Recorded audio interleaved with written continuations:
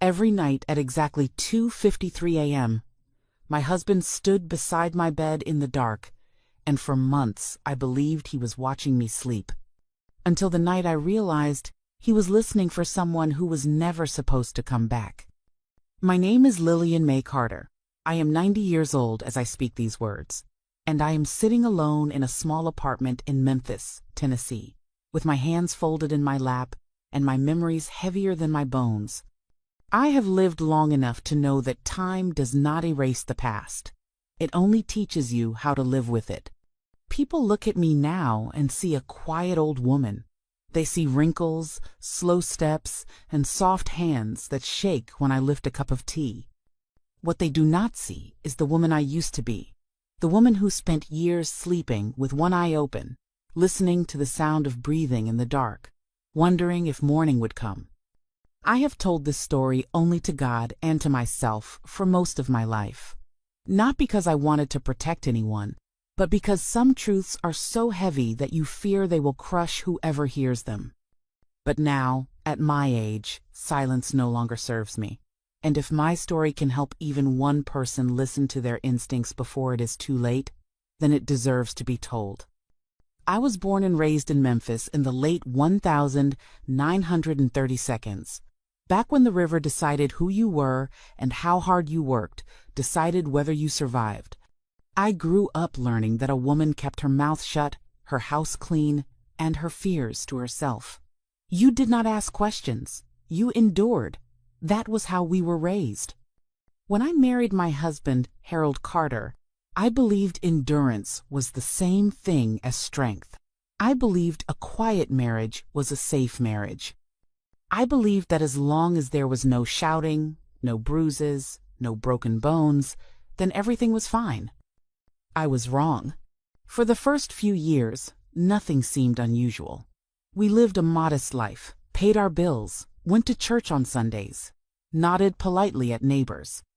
On the outside, we looked like every other couple on our street. But inside that house, something was slowly shifting.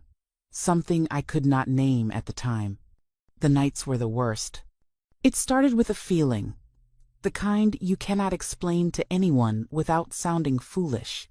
That sense that you are not alone, even when the room is silent. That pressure on your chest, like the air itself is holding its breath. Then came the sound of footsteps on the floorboards. Then the presence, always at 2:53 a.m., always beside my bed, always silent.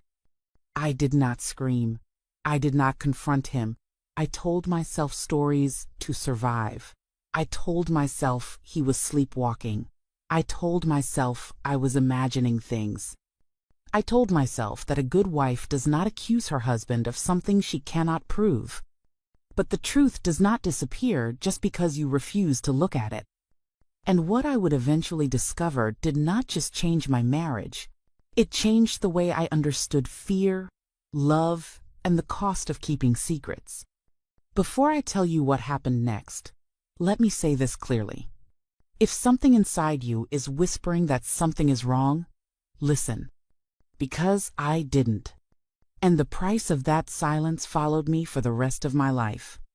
I married Harold Carter in the spring of 1954, when I was barely 20 years old and thought love was something that arrived after the wedding, not before it. Back then in Memphis, no one asked a young woman what she felt. They asked who her family was, whether she could cook, and if she knew how to keep a house quiet. Harold worked at a freight warehouse near the river, loading and unloading cargo that came in by rail and barge. It was hard work, the kind that bent a man's shoulders forward and taught him how to stay silent. He came home every evening with dust on his boots and sweat on his collar, nodded at me, washed his hands, and sat down to eat. He never complained, and he never explained his day. That was just how he was. We lived in a narrow shotgun house not far from the Mississippi, with thin walls and floors that creaked with every step. I kept the place clean. I cooked what I could afford. I learned to stretch meals, to mend clothes, to make a home feel warm even when money was tight. Harold paid the bills on time and never drank more than a beer or two on Sundays. By every standard people cared about, he was a good husband. Affection was never part of our marriage, but I did not think that made us unusual. My mother had warned me not to expect tenderness from a man. Men showed love by working, by providing, by staying. That was what I believed for a long time. We had 2 children, both born at home with the help of a midwife who lived 3 streets over. I devoted myself to them completely. Harold held the babies once, maybe twice, and then returned to his routines. He was not cruel to the children. He was simply distant, as if there was a wall inside him that no one could cross. During the day, life moved in steady patterns. Mornings were for laundry and breakfast. Afternoons were for cleaning and listening to the radio while the children napped. Evenings were quiet. Harold ate, read the paper, and went to bed early. There were no arguments, no slammed doors, no raised voices. Silence filled the spaces where other couples might have had conversations. Looking back now, I realize how easy it is to confuse peace with safety. Nothing felt wrong enough to leave. Nothing felt broken enough to fix. Friends at church spoke of far worse marriages. Some came in with bruises hidden under sleeves. Some cried in bathrooms. I told myself I was lucky. I told myself that unease was a small price to pay for stability. But there were moments, small ones, that stayed with me even then. Harold flinched when someone knocked unexpectedly. He locked doors twice. He kept important papers hidden where even I could not find them. When I asked simple questions about money or work, he changed the subject or went quiet.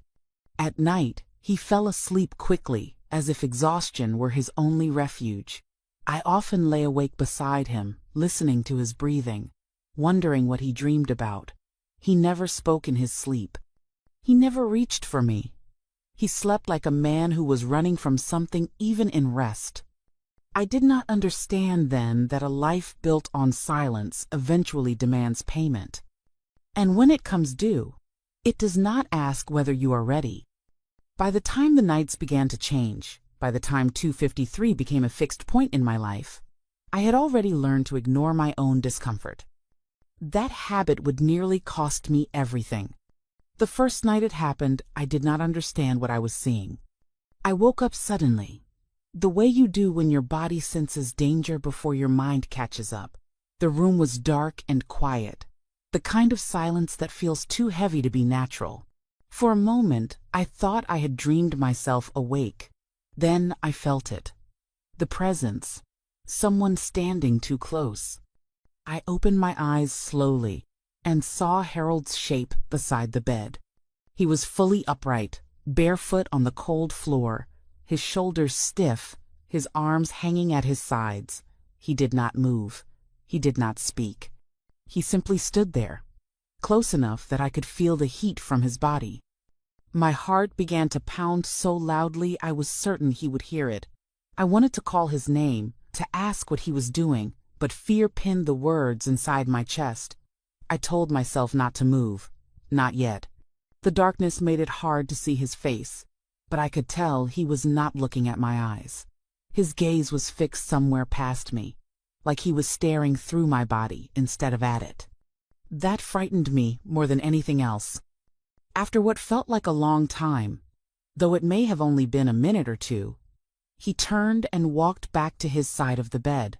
The mattress dipped as he lay down. Within moments, his breathing settled into the steady rhythm of sleep. I did not sleep again that night. By morning, I had convinced myself it was nothing. Maybe he had gotten up to use the bathroom. Maybe he had been disoriented. Maybe I had dreamed it. I did not mention it when I made breakfast. Harold drank his coffee, folded his newspaper, and left for work without a word. The second night, it happened again. This time, when I woke up, I glanced at the clock on the dresser. The red numbers glowed in the dark. 2:53 a.m. The same time as the night before, though I could not remember how I knew that, the certainty settled into me like a weight. Harold was already standing there. He stayed longer the second night, long enough for my fear to shift into something colder and sharper, long enough for questions to form that I did not want to ask. When he finally returned to bed, I lay there, staring at the ceiling, counting my breaths, waiting for the sun. On the third night, I tested myself. I stayed awake as long as I could, pretending to sleep only when my eyes burned with exhaustion. When I woke, there he was again. 2:53, exact. By the end of the first week, the pattern was undeniable. Every night, without fail, he rose from the bed, walked to my side, and stood there in silence. He never touched me. He never whispered. He never made a sound beyond the soft creak of the floorboards beneath his feet. During the day, he acted exactly the same as always. When I asked if he had trouble sleeping, he looked at me as if I had spoken a foreign language. He said he slept fine. He said I worried too much. I began to doubt myself. I told myself stress could cause hallucinations. I told myself a tired mind could invent routines. But fear does not grow out of nothing. It grows because something is feeding it. As the nights passed, I noticed other things. The way he seemed more alert after standing there. The way his eyes followed the windows instead of me when we talked.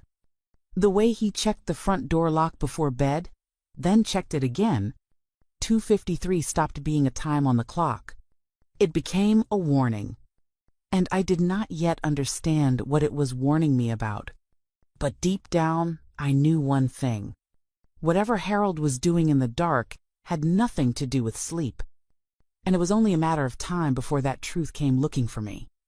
By the third month, my body began to give up before my mind did. Sleep became something I feared instead of needed. I would lie in bed staring at the ceiling, listening to every sound the house made, counting the minutes until the clock crept closer to 2:53. When I did drift off, it was shallow and broken, filled with dreams where I was running through dark hallways that never ended. I stopped eating without realizing it. Food lost its taste. My dresses began to hang loose around my shoulders. My hands shook when I poured coffee. The woman in the mirror looked sharp and hollow, like someone already halfway gone. Harold noticed nothing. Or, if he did, he said nothing. He left for work the same time every morning. He came home, ate in silence, and went to bed early. At night, the pattern continued. The floorboards creaked. His presence loomed beside me. And then he returned to bed, as calm as ever. The children began to change too. My youngest started waking up crying from nightmares she could not explain. She refused to sleep with the lights off and clung to me whenever Harold entered the room. My older child grew quieter, watching everything, asking questions I avoided answering. Children sense danger long before they can name it. One morning, as I stepped onto the front porch, I noticed something that made my stomach drop. Mud. Dark, damp footprints just outside the door. It had not rained in days. I stared at them for a long time, trying to make sense of what I was seeing. Harold was already gone for work. The children were still asleep. I wiped the prints away with a wet rag, my hands trembling. That night, I asked him casually if he had gone outside during the night. He looked at me for a moment too long before answering. No. Why would I do that? His voice was calm. His eyes were not. The next morning, the footprints were there again. Always near the door. Always gone by the time anyone else could see them. I began checking the windows before bed, making sure they were locked. I moved quietly through the house at night, afraid to make noise, afraid to be noticed. My mind raced with explanations I did not want to believe. Was someone else coming to the house? Was Harold meeting someone in the night? Or worse, was someone watching us from the dark? The thought that chilled me the most was the simplest one. What if Harold was not standing beside my bed because of me at all? What if he was waiting?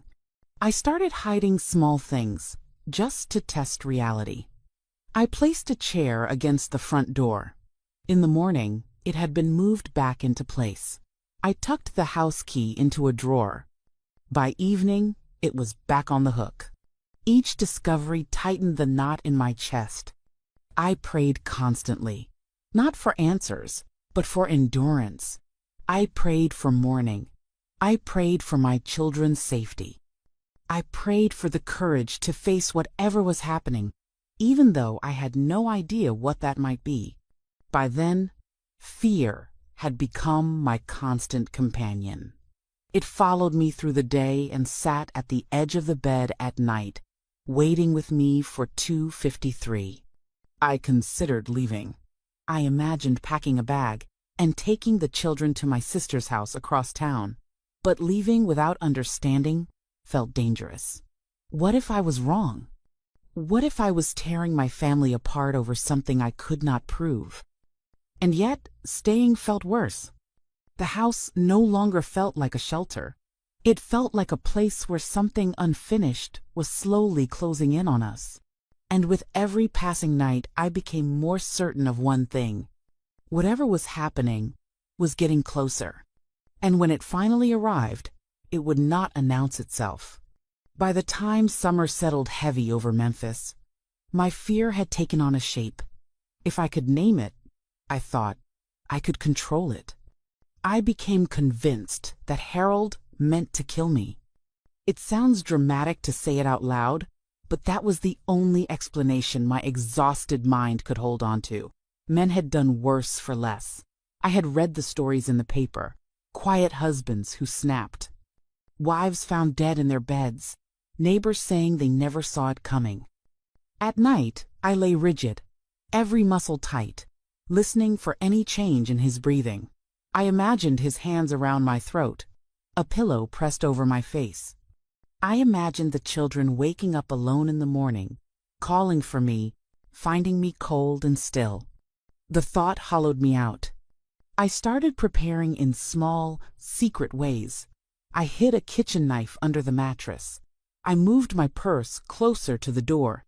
I memorized the sound of every step in the house so I would know if something changed. I slept in my clothes more than once, just in case I had to run. And yet, he never touched me. Night after night, he rose at 2:53, stood beside me, and did nothing. No violence, no words, no threat I could point to and say, this is it. Just the waiting. That was what confused me most. If he wanted me dead, why hesitate? Why stand there like a statue, breathing quietly, as if he were listening instead of watching? Why return to bed and sleep peacefully afterward? The fear began to twist into something worse. Doubt.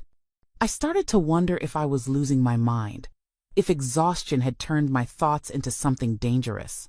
I looked at my children and felt ashamed. What if I was inventing a monster where there was none? What if I ran and destroyed their family for no reason? One night, I decided to test him.